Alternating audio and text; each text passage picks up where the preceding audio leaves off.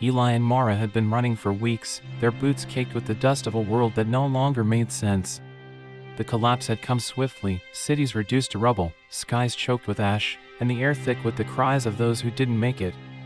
They were siblings, bound by blood and a promise to their mother to survive, no matter what. Eli, 38, was wiry and quick, with a mind sharpened by years of scavenging. Mara, 29, was quieter, her eyes always scanning the horizon, as if she could see hope where none existed. They'd lost everything but each other, and that was enough, until they stumbled upon Haven. Haven was a survivor camp nestled in a valley, hidden by jagged cliffs and guarded by a makeshift wall of scrap metal and timber. The siblings had heard whispers of it from other wanderers, tales of a place where people could sleep without one eye open. When they arrived, half-starved and shivering, the guards at the gate hesitated but let them in after Eli traded his last knife for entry. Inside, Haven was a patchwork of tents, salvaged vehicles, and communal fires. It smelled of wood smoke and boiled roots, and for the first time in months, Eli and Mara felt the weight of their fear ease, if only slightly. The camp was home to about 200 souls, led by a woman named Clara, a former engineer with gray-streaked hair and a voice that commanded respect.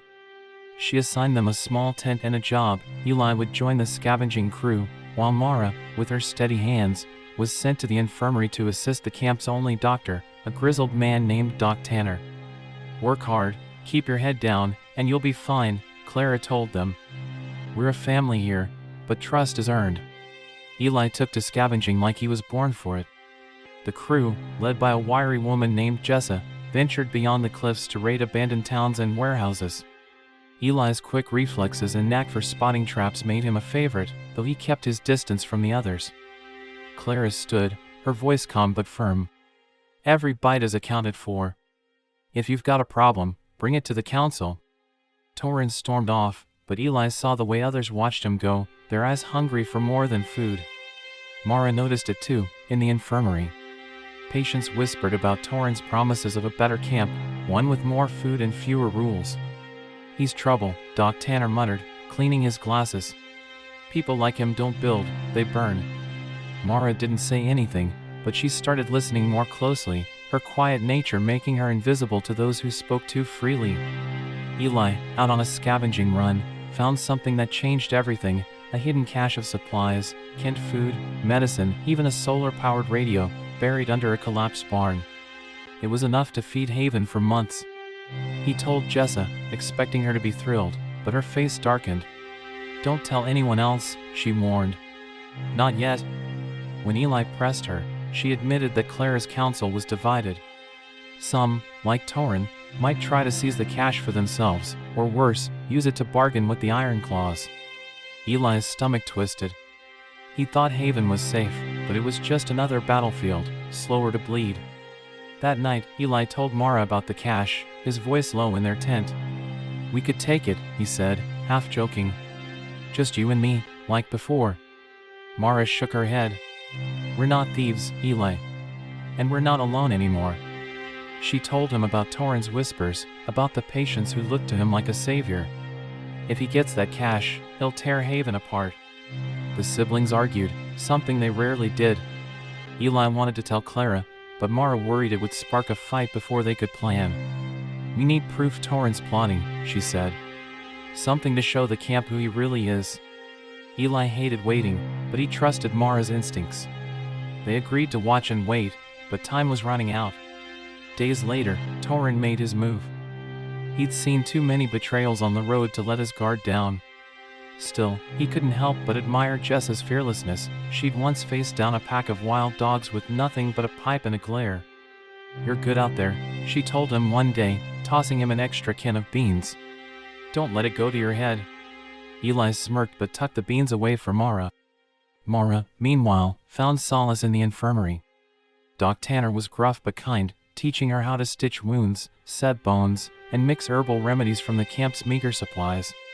The work was gruesome, burns from raider attacks, infections from dirty water, but Mara had a gift for calming patients. She'd hum softly, a habit from childhood, and even the most panicked would relax under her touch. One patient, a boy named Sam, barely older than her, had lost his arm to a trap. "You're gonna be okay," Mara whispered as she changed his bandages. Sam believed her, even if she wasn't sure herself. Life in Haven wasn't easy, but it was predictable. Meals were rationed, water was boiled, and everyone had a role. Eli and Mara shared their tent, whispering at night about their old life, bike rides, school, their mother's laugh. They didn't talk about the day she died, but the silence between them carried it. For the first time, though, they dared to hope. Haven wasn't just a camp, it was a chance to rebuild. But Haven wasn't paradise. Resources were tight, and tensions simmered beneath the surface.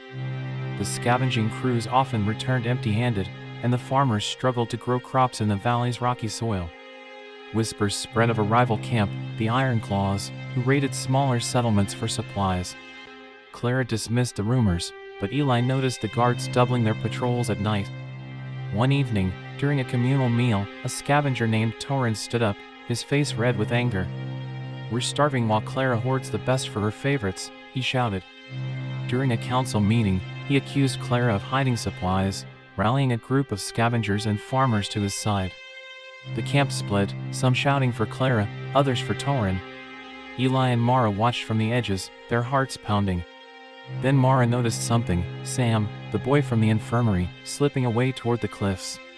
She followed, quiet as a shadow, and found him meeting a stranger, a scout wearing the Ironclaw's mark, a jagged scar on his cheek. Sam was passing a note, and Mara overheard enough to know it was about the cache's location.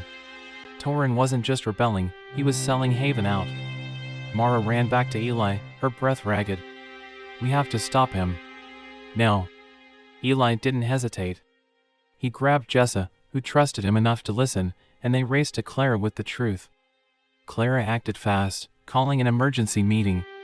Mara, trembling but resolute, stood before the camp and told them what she'd seen. Sam, caught off guard, confessed under pressure, revealing Torin's plan to trade the cache for power with the Ironclaws. The camp erupted. Torin tried to flee, but the guards caught him. Clara banished him, a mercy most didn't expect. "We don't kill our own," she said, though her eyes were steel. The cache was retrieved, and Haven's mood shifted. People rallied around Clara, their trust in her renewed. Eli and Mara, once outsiders, were now heroes. In the weeks that followed, Haven changed. The cache's supplies eased the hunger, and the radio brought news of other survivor camps, some willing to trade. Eli and Mara settled into their roles, no longer just surviving but building. Eli trained new scavengers, his quick grin earning him friends. Mara, now Doc Tanner's apprentice, dreamed of a real hospital one day. They still shared their tent, still whispered at night, but the silences were lighter now. One evening, as the camp gathered around a fire, Jessa handed Eli a guitar, scavenged from a run. "Play something," she said. Eli laughed, protesting he didn't know how, but Mara nudged him. "Try." He strummed clumsily, and Mara began to hum, then sing, her voice soft but clear. The camp felt quiet, listening. For a moment, the ash-filled sky didn't matter, nor did the threats beyond the cliffs.